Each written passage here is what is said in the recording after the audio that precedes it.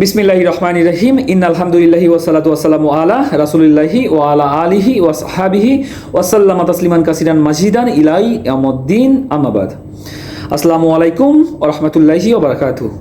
আল্লাহ তাআলা সূরা বাকারার 160 নম্বর আয়াতে বলেছেন, তাছাড়া যারা তওবা করেছে, শুধরে নিয়েছে এবং স্পষ্টভাবে বর্ণনা করেছে, অতএব আমি তাদের তওবা কবুল করব, আমি তওবা কবুলকারী, পরম দয়ালু।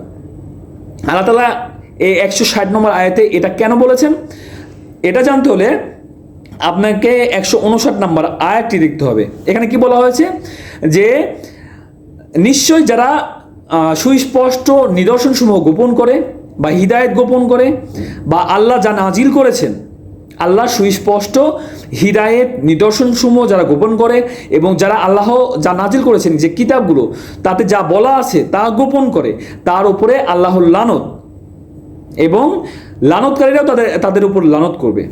এখন এই ধরনের যারা কাজ করে, যারা গোপন করে আল্লাহর নিদর্শনসমূহ, আল্লাহর কিতাবে যা বলা আছে যারা গোপন করে, প্রকাশ করে না বা আরেকজনকে বলে না, তাদের জন্য বলা হয়েছে তারা যদি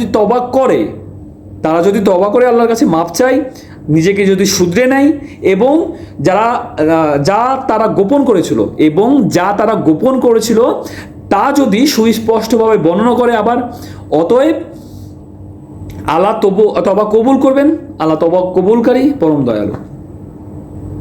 আপনারা যারা ভুল করতেছেন, যারা গোপন করেছেন আল্লাহর নিদর্শনসমূহ, আল্লাহর আয়াতসমূহ যারা গোপন করেছেন, আরেকজনকে বলেন না, জানেন না, তাদের আল্লাহ তাআলা সুযোগ দিয়েছেন তওবা করার, নিজেকে শুধরানোর সুযোগ দিয়েছেন এবং যা গোপন করেছেন তা যদি আপনি সুস্পষ্টভাবে বর্ণনা করেন তাহলে আল্লাহ তওবা কবুল করেন, আপনাকে মাফ করে দিবেন।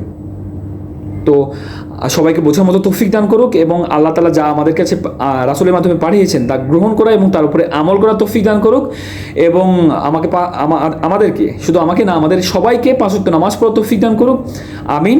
সবাই 5 ওয়াক্ত নামাজ পড়বেন, আমার দিক থেকে সবাইকে নামাজের দাওয়াত রইল। আল্লাহ হাফেজ।